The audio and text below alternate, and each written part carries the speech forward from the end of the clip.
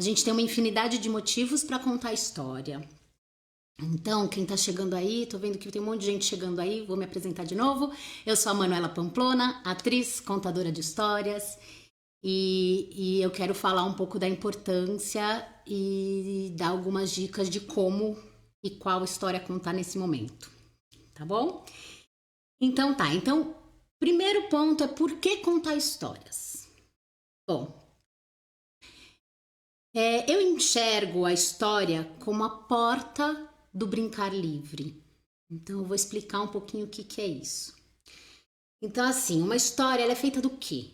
Uma história ela é feita de imagens. Então a gente contando história, ao contar histórias, a gente permite, a gente incita que as crianças ou os adultos, para quem estiver ouvindo história, crie as imagens daquilo que a gente está contando. Então é um estimulador, um espaço para imagem surgir. Então são imagens que vêm de dentro da criança e isso significa que a gente está ativando a imaginação da criança. A história ela ajuda a gente a organizar essas imagens. E a partir do momento que uma criança, eu estou falando criança porque eu acho que é o principal alvo das histórias. É claro que a gente pode contar histórias para jovens e adultos e senhores, enfim, para todo mundo, tá bom? Enfim, quando a gente conta uma história para criança, a gente está deixando que ela brote as imagens do interior dela, que são imagens originais, são imagens individuais, são as coisas que do inconsciente dela que elas trazem à tona, tá? E a partir do momento que elas conseguem organizar essas imagens, elas conseguem criar outras histórias. E essa criação de histórias, ela vai além do contar histórias, ela vai para o brincar. E aí a criança começa a brincar com poucas coisas, com necessidade de poucas coisas, de poucos brinquedos. Então ela pega uma jarra, uma colher e aquilo é uma caverna e aquilo é... E aí começa um enredo a nascer a partir de qualquer coisa que ela tenha, a luz do sol batendo, entrando na parede, é motivo para ser alguma coisa e ela se torna vários personagens, enfim, ela tá com aquilo aflorando, né? Estimulado, ela tá com aquilo aberto, tem esse espaço, né? O brincar livre, ele é muito importante para as crianças. E agora, nesse momento que estão os pais tendo que trabalhar em casa e as crianças para lá e para cá, muitos pais o que mais querem é que as crianças consigam brincar sozinhas, né? Então é uma coisa importante, sempre foi importante, né, para as crianças e agora a gente está tendo essa oportunidade, né, de criar esse momento, de dar importância para esse momento da criança se entrar em contato consigo mesma, né, com o seu espaço interior, ampliar o seu espaço interior. O que acontece muitas vezes é que quando nós, pais ou os cuidadores das crianças, estão precisando de tempo, vai para a tela, né? E a tela, em geral, né, os programas de televisão, desenho animado, essas coisas, elas fazem justamente o trabalho oposto. E daqui a pouco a gente vai falar sobre isso, né? Vou falar agora já, então, já que entramos nesse assunto. O que é o trabalho oposto? As imagens que elas criam, quando elas assistem um desenho animado, por exemplo, a imagem vem de fora para dentro e a criança precisa digerir essa imagem. Muitas vezes a criança não está pronta para digerir aquela imagem. E isso independe um pouco da idade, tem também a ver com a idade, mas não é só. Depende muito da vivência, da personalidade da criança. A gente não sabe exatamente o que a criança está pronta para receber. Outro dia eu estava conversando com uma amiga minha que é muito comprometida com a educação, com a infância principalmente, e ela tem uma filha, e ela estava me contando que a filha dela, qualquer monstro, bruxa que aparece no filme, no desenho, ela não consegue suportar, ela quer parar de assistir, e em compensação ela escuta histórias que tem cenas horríveis, terríveis, super difíceis, e ela aceita numa boa. E ela me perguntou por quê. E isso acontece porque quando a gente está criando a nossa própria imagem, a gente cria a imagem do tamanho que a gente tem capacidade de lidar. Então, a gente vai trazer aquilo que a gente comporta. Criança está começando a comportar certas coisas, então ela vai trazer a bruxa dela, não vai ser mais horrível, ou mais irritante, ou mais barulhenta, ou mais rápida, ou qualquer coisa do que o que ela possa suportar. Então ela vai estar superando as questões que ela está pronta para superar. Então essa é a grande vantagem de tratar certos assuntos através da história e não através das imagens prontas. E por falar nisso, então, já entrar num outro assunto, que é superar questões através dos contos, né? Então a gente ouve muita gente falar aconteceu tal coisa, como eu posso explicar para o meu filho, como eu posso trabalhar, meu filho tem muito isso, ou tá nascendo irmãozinho, ou mesmo as questões agora que a gente está vivendo da quarentena, não pode sair de casa, não pode brincar com um amigo, tá rolando um vírus aí, como é que a gente vai explicar isso para a criança? É possível trabalhar todas essas questões através das histórias. Elas são muito eficientes para isso. Inclusive, eu tenho uma paixão especial pelas histórias da tradição oral. Elas são incríveis mesmo. Em todas as histórias da tradição oral tem esses conteúdos. Então tem essas questões emocionais no meio, né? E no meu trabalho eu tô fazendo áudio histórias, né? Então toda semana eu escolho uma história para trabalhar. E eu escolho as histórias assim por algum motivo, né? Muito intuitivo, mas porque eu gosto, ou as histórias que eu já conto normalmente e tal. E agora, com isso que a gente está vivendo, eu percebo que todas as histórias se encaixam com a nossa vivência. Então, por exemplo, você vai contar a Chapeuzinho Vermelho. Nem é uma história que eu conto, mas é uma história que meu filho gosta de ouvir. Então, eu percebi que é a história da Chapeuzinho Vermelho. A Chapeuzinho Vermelho, ela tem que atravessar uma floresta, que é uma coisa escura, uma coisa que ela não sabe muito bem o que está acontecendo, e tem o lobo. Ela tem que tomar cuidado com o lobo. E aí ela vai chegar no final, na casa da vovó, e até encontrar o caçador. Ela vai estar nessa tensão do que vai acontecer com o lobo. O lobo, gente, é o vírus, né? É a mesma coisa que a gente está vivendo. A gente está atravessando essa floresta aí, a gente não sabe muito bem o que está acontecendo, sabe que tem um lobo, não sabe muito bem como se proteger desse lobo, e estamos à espera de um caçador que nos livre desse lobo para a gente poder voltar à nossa vida normal, né? Então, é muito importante que para as crianças, principalmente as menores, acho que para todas, que o final da história seja um final de esperança, um final de superação, um final que traga o bem-estar, o alívio, né? Então, para a gente poder trabalhar bem, né, com essas questões. Ah lá, tô vendo aqui que tem perguntas. Ah lá, ela adora brincadeira. É isso aí, a imaginação aqui. Tô vendo só um pouquinho das perguntas para ver se tem alguma questão que eu não pensei em tratar. Tá bom. Então vamos lá. A gente pode tratar essas questões e a gente pode tratar questões mais específicas, é claro.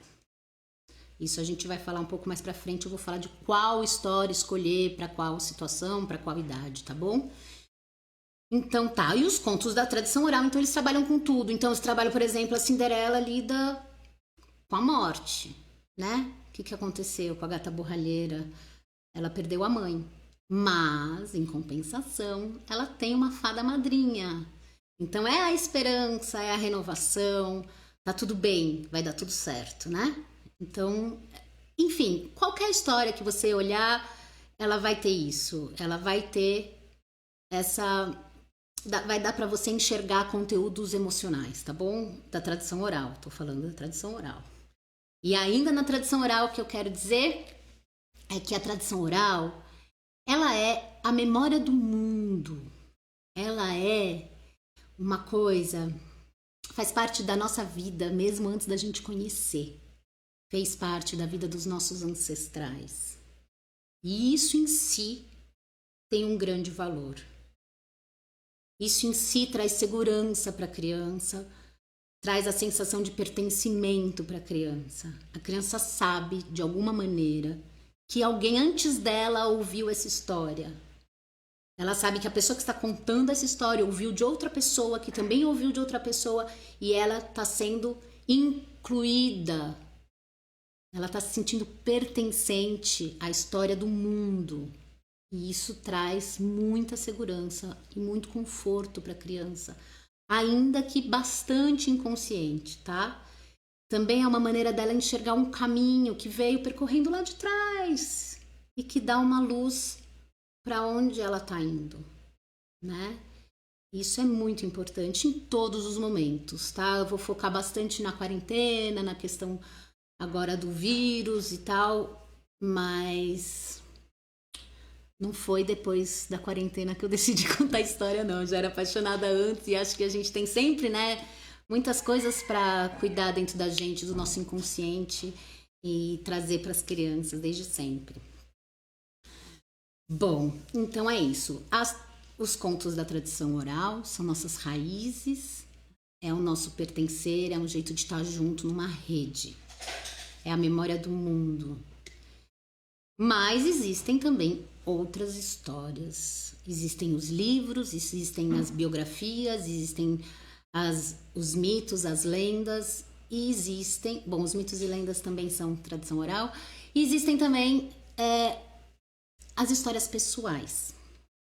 Então agora vou passar um pouco para o qual história contar. A primeira dica de qual história contar é o que te toca. Qual história você acha interessante? Qual história você ouvia quando você era pequeno e mexia com você por algum motivo? Qual história você lembra, mesmo da sua vida? Qual história, por que será que ficou alguma coisa, né, na sua vida? Então você viveu alguma coisa e você fala, nossa, sempre eu lembro daquele dia que aconteceu isso comigo. Isso é uma história para você contar. Se ela tá em você, se ela tá dentro de você por algum motivo, você já tem um grande motivo para contar. E eu pessoalmente uso muito isso para contar as histórias, escolher as histórias que eu vou contar, né? Eu tava falando, eu consigo associar a quarentena, não sei o quê, mas normalmente, quase sempre, eu pego aquelas histórias que por algum motivo vêm para mim assim no meu coração. Então, quando você ama a história, quando você enxerga sentido nessa história, você consegue enxergar a história e você consegue passar a história para outra pessoa. É bastante provável que a pessoa que estiver escutando a história, ela não vai enxergar as mesmas coisas do mesmo jeito que você enxerga. Mas isso é maravilhoso, porque ela vai enxergar da maneira que ela precisa enxergar. Isso não importa, tá? Então, isso é o primeiro ponto. Vai ser muito difícil você conseguir contar uma história, encantar uma criança ou mesmo um adulto, contando uma história que você acha chata, contando uma história que você acha boba. Essa historinha aqui pra criancinha dar certo. Não dá certo. Você tem que enxergar a história como interessante para conseguir passar ela como interessante. Aí, qual história contar para qual idade, né? Muita gente me pergunta isso. Obrigada aqui, Maria José. Muita gente me pergunta isso, né? Então, qual história que é adequada para qual idade? Bom, Depende muito da criança, né? Então, cada criança é única. Isso, sem dúvidas, a gente tem sempre que estar com um olhar atento se aquela criança está pronta para receber aquilo, se ela está gostando de receber aquilo, se aquilo já está chato demais para ela. Vai depender da idade dela, da personalidade dela, se ela tem costume de ouvir história ou não. Vai depender do jeito que a pessoa está contando história, né? Vai depender de muita coisa. Mas para dar uma base, assim, eu diria que uma criança até 2 anos de idade, ou seja, um bebê, ele pode já ouvir história, mas a história tem que ser muito simples. A criança até 2 anos, ela não tem referência do imaginário, então ela precisa ouvir histórias de coisas cotidianas, de coisas que são palpáveis para ela. Ela ainda não está nessa fase de desenvolver um mundo imaginário, ela está na fase de conhecimento do mundo. Você contar uma história, por exemplo, do dedão e do cotovelo.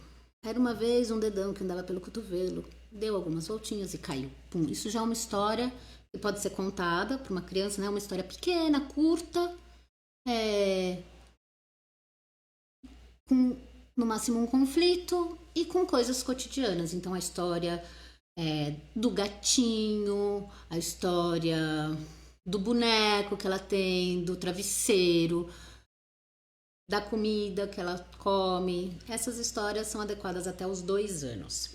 A partir dos 3 anos, a criança já começa a ter a imaginação mais aflorada, ela já começa a entender histórias que se passam em floresta e que tem coisas fantásticas acontecendo.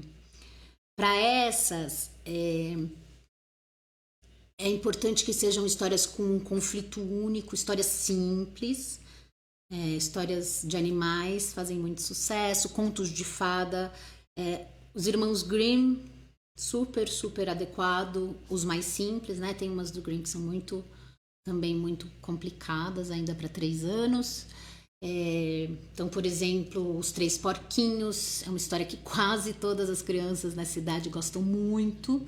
Então tem os bichos, tem a história do lobo, resolveu, né? Isso é mais ou menos a base do que a gente tem para a história de criança de 3, 4 anos, né? Chapeuzinho Vermelho é uma história boa para essa idade. E a partir dos 4, lembrando que não é toda criança que tem a mesma fase no mesmo momento, mas mais ou menos 4, 5 anos, você já pode contar uma história mais complicada, com um pouco mais de conflitos. Por exemplo, Os Três Fios de Ouro do Cabelo do Diabo, dos irmãos Grimm também. A partir dos 4, 5, elas estão prontas para ouvir algumas histórias de épocas do ano. Se você tem alguma religião, algumas histórias simples, mas a história do Natal, da Páscoa, as histórias... algumas histórias da religião, elas estão prontas para ouvir. E isso vai, contos de fada dá para ir até os 9 anos, mais ou menos. Bom, depende, né? Eu adoro conto de fada até hoje. Mas a partir dos 8, 9 anos, as crianças já conseguem ouvir histórias, fábulas, por exemplo, né? Isso é um ponto importante. Muita gente acha que fábula é adequado para criança pequena, porque as fábulas são de bicho e as fábulas são curtas. Acontece que as fábulas, elas têm sempre uma filosofia, muitas vezes tem ironia, sarcasmo, e isso as crianças pequenas não estão prontas. Moral, né? Então, apesar da história, das fábulas serem de bicho, serem curtas, elas são adequadas para crianças mais velhas, já 8, 9, 10 anos, né? Então, por exemplo, A Raposa e as Uvas, né? Que é a história da raposa que tá louca para pegar uma uva e não consegue, e aí ela fala, eu não queria mesmo. E aí cai uma folha de uva, ela acha que é uma uva e volta correndo. E moral da história, quem desdenha quer comprar, né? Uma criança pequena, quando ela quer, ela não desdenha, né? Isso é uma coisa já muito, muito mais elaborada. Então, com 9 anos também, a criança normalmente gosta e está preparada para ouvir histórias da mitologia. Na verdade, histórias da mitologia mais simples, já antes, com 4, 5, já pode começar as mais simples, mas com 9 ela já está pronta para a maioria das histórias da mitologia. Que mais? Bom, aí assim, para temas específicos, né, de como trabalhar temas específicos com as crianças. A gente nunca sabe o que a criança vai aproveitar, então você pode contar a história. Minha mãe sempre contava de uma vez que ela foi contar a história da Chapeuzinho Vermelho e tinha uma menina que ficava muito nervosa durante a história toda. Ela ficou, ai, preocupada, preocupada, preocupada, e no final da história ela falou assim: mas afinal, o lobo só comeu a vovó ou ele comeu o bolo que a Chapeuzinho estava levando para a vovó?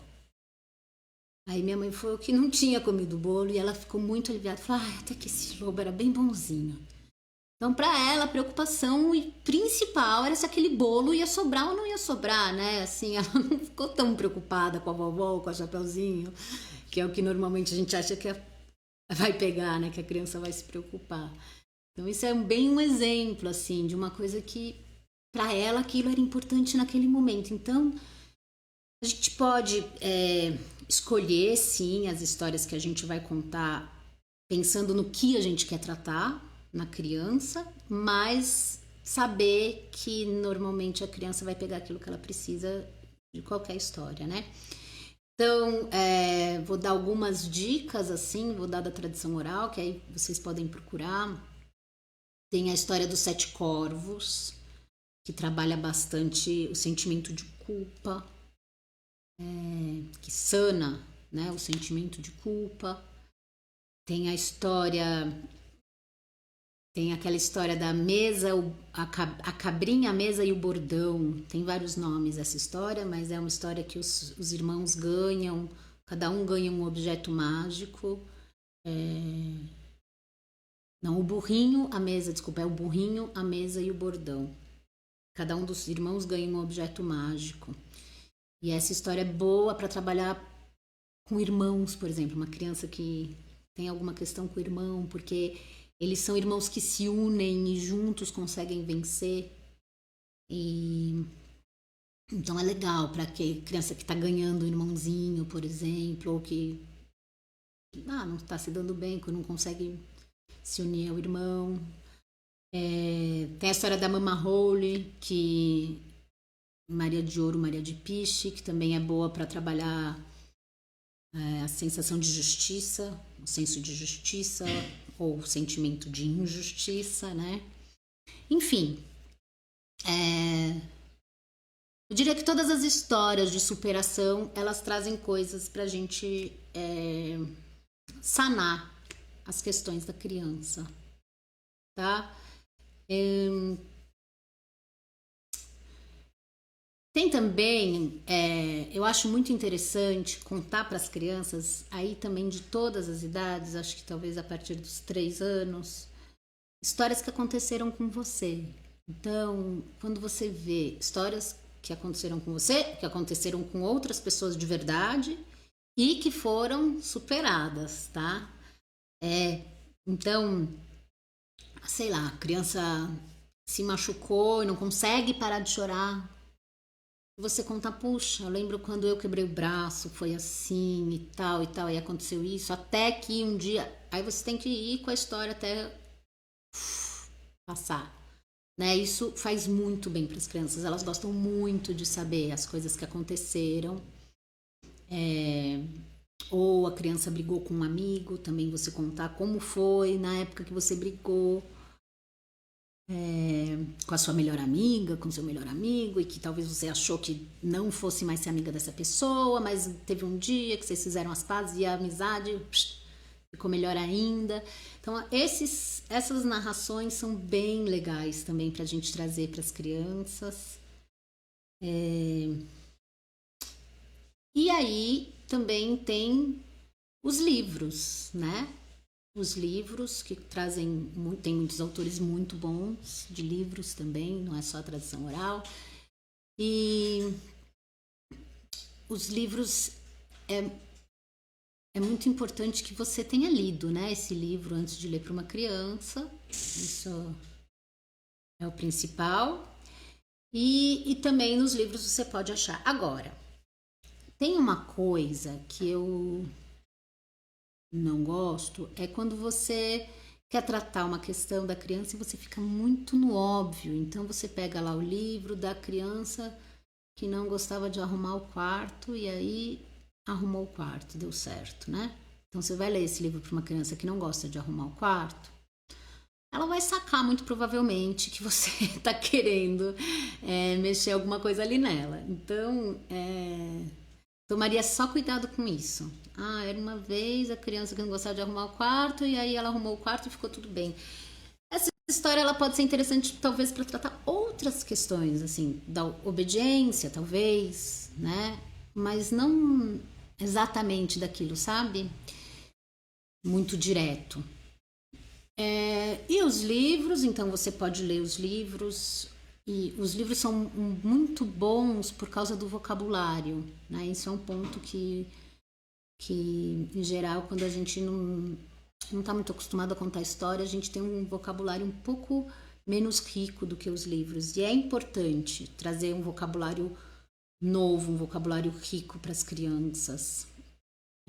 Elas aprendem muitas palavras, né? Contando história, ouvindo histórias. Mas isso eu vou falar um pouco mais para frente também. Então, aí também você tem a possibilidade de inventar história, né? Você pode criar história. Agora, inventar história, você tem que ter todos os requisitos, né, iniciais, tem que ser coisas que mexem com o seu coração. Por algum motivo você acha que aquilo é interessante, não falar qualquer coisa e pensando no que você vai tocar a criança. Mas eu acho pode ser muito divertido você criar uma história, lembrando que as histórias têm que ter um começo, um conflito, um final de superação, né? É isso. Bom, então, recapitulando, eu daria prioridade para os contos da tradição oral, para as histórias reais, histórias que aconteceram com você, biografias de pessoas conhecidas ou não, né? Mas que você saiba a história de vida, os livros e, no fim, histórias inventadas. Agora, outro ponto que também muita gente me pergunta posso usar objetos, posso fazer vozes, quais recursos eu devo usar para contar uma história? Bom, os recursos para a gente contar a história também seguem a mesma lógica da escolha da história, né? Então, assim, você não precisa usar objetos para contar uma história, você não precisa fazer vozes para contar uma história. É possível? É possível. Mas aquilo tem que estar dentro de você, né? Muitas vezes a gente vê contadores de histórias, até profissionais, que vão e pegam um objeto que vai ser a menina e o objeto que vai ser a bruxa. E aí, cada vez que a menina fala, o objeto mexe, cada vez que a bruxa fala, o objeto mexe. E aí, às vezes, acontece que a pessoa que está contando a história se perde e fica mais ligada no que está acontecendo aqui, nos objetos, do que no que ela está contando. E aí, dá alguns erros, que aí, de repente, a bruxa está falando no lugar da menina, ou os dois se mexem. Ixi, não, para tudo, não precisa, tá? Então, assim, a gente vai poder usar os objetos se a gente tiver facilidade com eles, né? E vamos muitas vezes, maioria das vezes, menos é mais, né? Então tá, surgiu aquilo, né? Ah, então você pegou aqui uma caneta, peguei a caneta e comecei a contar a história. Ah, olha aqui, essa caneta, ela tem um chapeuzinho vermelho, igual da menina que tinha um chapeuzinho. Pareceu objeto, tudo bem. Mas aí tá, vamos ficar com ele, não vamos criar um monte de objeto e daí não saber o que fazer e se perder. Não, pega um, brinca e chega. Ou então você se prepara realmente para trabalhar com objetos, né? Então, se você vai fazer uma cena, se você é um contador de histórias, que quer contar histórias para uma classe, ou enfim, realmente você quer fazer esse trabalho com objetos, então você vai ensaiar até esses objetos não serem para você um limitador, né? Eles têm que te ajudar e não te atrapalhar. Isso. As vozes, a mesma coisa. Já vi bons contadores de história no palco que começaram a inverter as vozes e de repente o coelho falava com a voz da tartaruga, e a tartaruga com a voz do coelho, foi dando uma confusão na cabeça de quem estava assistindo. Ou então também já vi gente contando histórias e aí vai lá e não sei quem que tem uma voz tão esganiçada e chega no fim da história, o contador não tá mais conseguindo falar direito porque forçou tanto a voz, né? Então, não precisa. Você não precisa colocar vozes. Você pode sim colocar, desde que aquilo realmente venha de dentro de você e que você tenha capacidade, tranquilidade para falar com outras vozes, tá? E por falar nisso também, eu queria falar da preparação. Então, quando a gente vai contar histórias, a gente precisa se preparar para contar essa história. Quando a gente vai contar uma história que aconteceu com a gente, que a gente tem assim ela bem internalizada, a gente precisa de menos preparação. E claro, se a gente vai contar em casa a história, a gente precisa de menos preparação do que se a gente vai contar para um público. Isso varia, mas sempre é necessário uma preparação. Então, que nem eu falei, você vai escolher um livro, escolhe um livro que você já leu, né? Não vai pegar de surpresa. Às vezes a gente. Acontece isso comigo. Eu vou ler um livro para o meu filho, eu não li ainda o livro, não lembro direito como que era esse livro. E aí eu vou simplificar porque ele é muito pequeno para aquele livro, aí eu resolvo tirar uma parte. Ah, isso aqui não vou falar. E aí depois aparece ali, eu não tinha falado, aí dá mais confusão ainda, né? Então, isso é preparar você ler o livro e você saber que partes, por exemplo, você pode simplificar desse livro, né? Isso é uma maneira de você se preparar e quando você vai contar a história, é muito bom você ver o vocabulário que você vai usar. Então, qual é um vocabulário adequado? Claro que a gente tem que saber contar a história de uma maneira, numa linguagem que a criança ou o espectador vai conseguir entender. Então, não usar só palavras complicadas. Mas, ao mesmo tempo, é muito importante a gente ter um vocabulário rico, né? Então, não usar sempre a mesma palavra. Era uma vez, não sei o que, muito bonitinho, e aí vivia num mundo muito bonito, e sua casa era muito bonita, e ele fez uma coisa muito bonita. Não, vamos buscar, né? Os adjetivos, principalmente, os adjetivos são muito importantes para a compreensão do mundo, né? Então, a gente saber que aquele momento a pessoa ela não foi chata, ela foi egoísta, é diferente.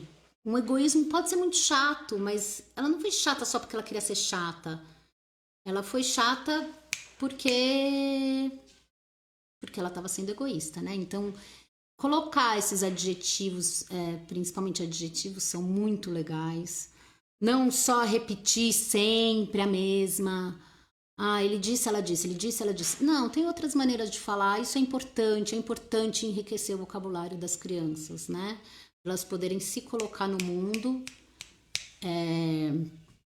e, e julgar o mundo, né? É a ferramenta que eles têm para julgar o mundo, são os adjetivos.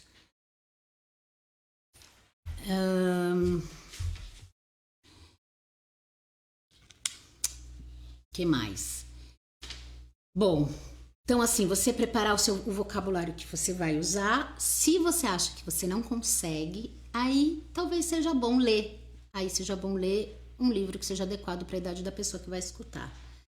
Então,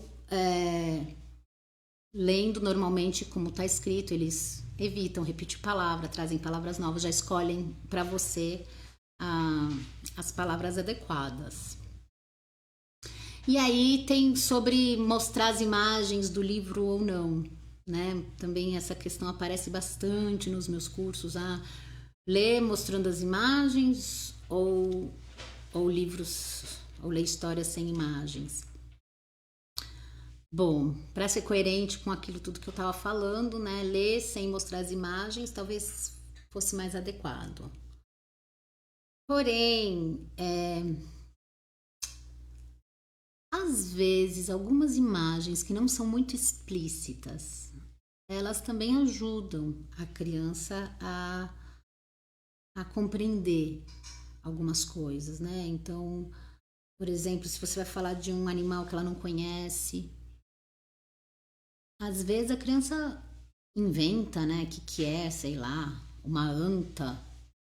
Ela imagina um bicho que talvez seja totalmente diferente do que é a anta, mas talvez seja também uma maneira de você trazer um repertório, né, para essa criança. Então você mostra a imagem dessa anta, por exemplo. Isso nesse sentido eu acho que a imagem ela contribui bastante. E bom, e também depende da idade, né? Uma criança bem pequena,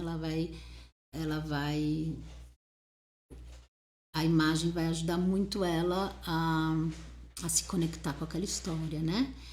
E mostrar as imagens do livro, ver as figuras do livro, também é a maneira da criança ler. E aí já vai para um outro lado, que é assim, estimular a leitura da criança, né? Então, a criança, ela percebe que cada imagem que ela está vendo tem um contexto, né? E aí, a partir desse momento, ela vai enxergar as imagens de uma outra maneira e vai se interessar mais por livros. Então, isso daí também é um ponto super positivo dos livros com ilustrações, né? E aí escolham, por favor, livros que as ilustrações sejam lindas, porque tem muitos livros com lindíssimas ilustrações. E é isso. E aí eu queria saber se vocês têm algumas perguntas aqui. Eu tô falando e eu parei de olhar aqui as perguntas. Lá, meu neto gosta muito de ler e é ávido por histórias. Ele tem 6 anos, mas se interessa por todas as histórias. Que cuidados devo ter para não deixá-lo ainda mais acordado? Pois é, Alana. Eu me questiono também. Meu filho também é muito ávido por histórias, ele quer ouvir histórias o tempo todo. Eu acredito muito que a criança não vá buscar coisas que ela não suporte dentro das histórias, tá, Alana? Então, assim, se você se você estiver dentro da tradição oral, você pode saber que aquilo faz parte já dessa criança, né? Então você está num ambiente um pouco mais seguro do que livros de autores e tal. É importante você ler o livro, você saber se aquele conteúdo do livro é adequado para aquela criança, né? Então, se traz um tema que nunca veio dele, ele nunca se perguntou sobre... Se você tem essa preocupação, tá? Pode ser que você queira fazer o trabalho contrário, aí a história é outra. Mas assim, se você tem a preocupação dele de não ficar despertando, cutucando muito a criança, busca coisas que ele já tenha, né? Eu adoro quando meu filho quer ouvir 20 vezes a mesma história, por exemplo, por causa exatamente disso. Porque para não virar também um consumismo de histórias, né? Mas em geral não. Em geral as crianças gostam de ouvir várias vezes a mesma história ou histórias com o mesmo tema. Então às vezes ela encana ali com dragão, e aí você pode contar muitas histórias onde apareçam dragões e aquilo que ela está vivenciando. Então, contar muitas vezes a mesma história, contar histórias de coisas que já são conhecidas para a criança, evitar buscar novos desafios anímicos para essas crianças que já são muito ligadas, né? Mas eu acho que contar muita história contada, não filme, eu acho que não tem contraindicação, não. Só tomar cuidado com o tema mesmo, com o tema do tema ser adequado para ele, para as vivências que ele já tenha, né? É isso, espero ter respondido. Trabalho de histórias para deficientes intelectuais. Qual seria a melhor forma de preparo? Ana, é que assim, deficientes intelectuais, cada um é um, né? É uma diversidade muito grande. Então, tem algumas crianças, algumas pessoas que têm a maneira de pensar um pouco mais infantil do que a própria idade. Daí se aplicaria aquilo que eu falei sobre as idades, né? Então talvez você pegar coisas mais simples, pegar coisas com menos conflitos. Se a criança já tem 10 anos, se você vê que ela pensa ainda como uma criança de 3 ou de 2, aí você vai só voltando, né, nisso. Mas existem tantos tipos de deficiências intelectuais que eu não poderia colocar numa caixa, né? Acho que é importante, como com toda criança, você olhar para a criança, você perceber se ela está conseguindo receber aquilo que você está querendo dar, você vê se ela reage bem com aquilo que você está contando. Sabe, muitas vezes quando a gente conta uma história, a gente só vai perceber como aquela história tocou aquela criança depois de muitos dias, né? Aí, de repente, a criança fala alguma coisa, você vê uma mudança no comportamento da criança, e aí você percebe que aquela história que você contou, atuou dessa maneira na criança. Então, acho que com as crianças que são especiais, né, portadoras de deficiência,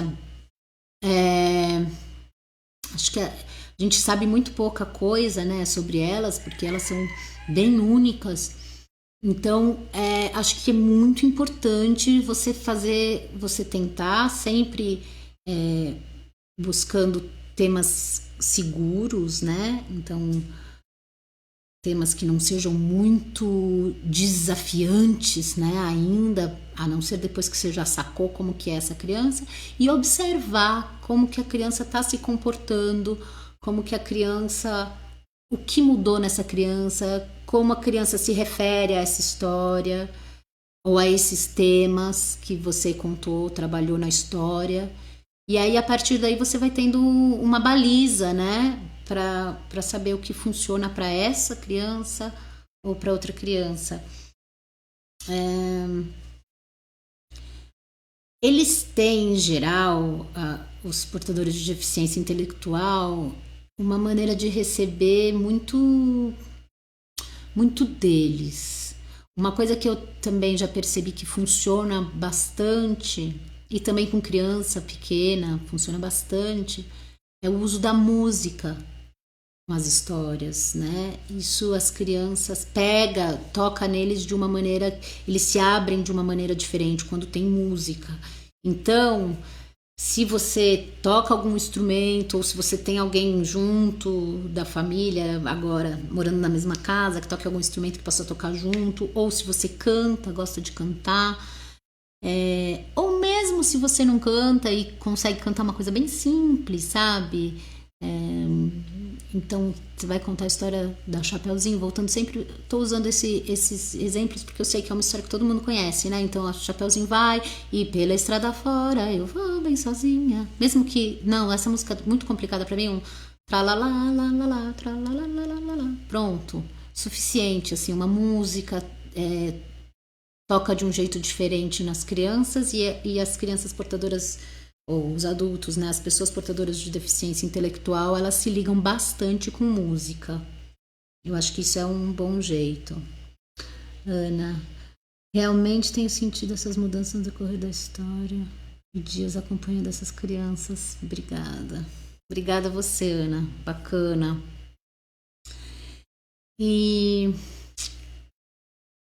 que mais? Eu queria também provocar vocês a contarem, a usarem contar história para as crianças. Eu sei que muita gente está sem tempo, está tendo que trabalhar em casa e não está conseguindo fazer muitas coisas com criança, mas assim, eu diria mesmo que é um momento que você se dedica às crianças e que depois as crianças vão te deixar e vão se cuidar, ficar um pouco mais autônoma nesse sentido do brincar, do compreender o mundo, e vão poder ter um pouco mais de tranquilidade também. Eu acho que vale super a pena nesse momento. Então, queria incentivar muito que vocês contassem histórias para elas. Se você realmente não consegue, não tem tempo, não quer contar história, então busca. Tem várias pessoas contando histórias na tela, né? Eu, com o meu grupo, a gente optou por fazer áudio histórias, justamente para não ter essa questão da criança ficar tanto tempo na tela, ainda mais agora que muitas delas estão conversando com um familiar na tela, estão estudando na tela, estão muito tempo, né, ligada à tela. A gente fica com dor de cabeça, imagina o que acontece com as crianças. Então a gente optou por fazer áudio histórias, e tem outras áudio histórias, tem aquela coleção Disquinho que está quase toda no Spotify. Tem outros contadores de histórias fazendo contação de histórias online, ao vivo ou não, tem gravações. Então, coloca história para a criança, dê livros na mão da criança. Se você puder ler um livro para a criança, se não puder, faça com que ela tenha contato com histórias, que acho que vai ser muito, muito bom para ela, para o desenvolvimento dela, e também na dinâmica da casa. Vocês vão ver que dá uma acalmada e uma serenada nessas crianças. É isso, gente. Então acho que a gente está chegando ao nosso final, né? E queria agradecer muito a oportunidade de estar aqui. Se vocês quiserem me mandar algumas perguntas, algumas coisas, algumas colocações, críticas, podem mandar, eu respondo. E é isso aí. Obrigada, gente. Não sei quanto tempo. Bastante. Tá rolando ainda. Então não sabia quanto tempo.